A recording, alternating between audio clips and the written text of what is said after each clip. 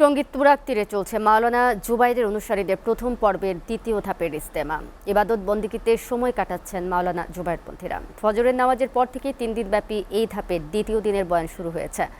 আগামী আখিরি মোনাজাত উপলক্ষে ভোর থেকে মোনাজাত শেষ না হওয়া পর্যন্ত টঙ্গীর ইজতেমা ময়দানের আশপাশের মহাসড়কে যান চলাচল নিয়ন্ত্রিত থাকবে। তবে বিআরটি রুট দিয়ে যান চলাচল স্বাভাবিক রাখা হবে বলে জানিয়েছেন জিএমপি কমিশনার।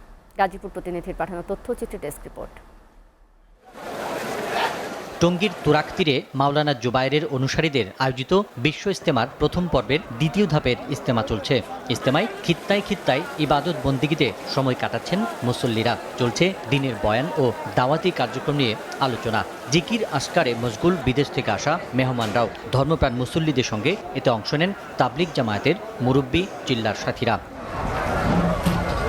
বৃহৎ এই ধর্মীয় জমায়েতে অংশ নেয় মজবুত হয় ইমান। আল্লাহর একত্ব ও মোহাম্মদের নবুয়ত উপর বিশ্বাস স্থাপন সহজে কায়েম করা যায়, জানান মুসল্লিরা। তাওহীদ, রিসালাত এবং আখিরাতের কথা তারা শুনছেন।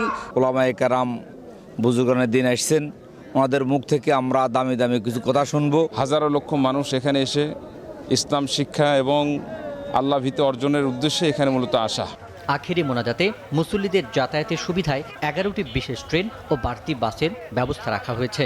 আগামীকাল ভোর থেকেই ঢাকা ময়মনসিংহ মহাসড়কের ভোগড়া বাইপাস থেকে আব্দুল্লাপুর এবং ঢাকা টাঙ্গাইল মহাসড়কে বাইপাল থেকে আব্দুল্লাপুর পর্যন্ত মহাসড়কে আখেরি মোনাজাত শেষ না হওয়া পর্যন্ত যানবাহন চলাচল নিয়ন্ত্রণ করা হবে।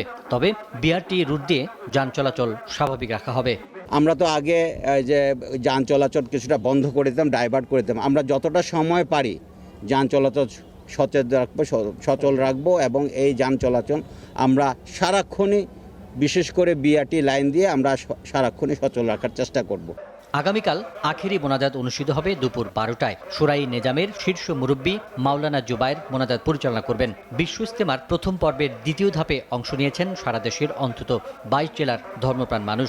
আগামীকাল আখেরি মোনাজাতে শেষ হবে প্রথম পর্বের দ্বিতীয় ধাপ। এরপর 14 থেকে 16 ফেব্রুয়ারি অনুষ্ঠিত হবে সাতপন্থীদের বিশ্ব ইজতেমা।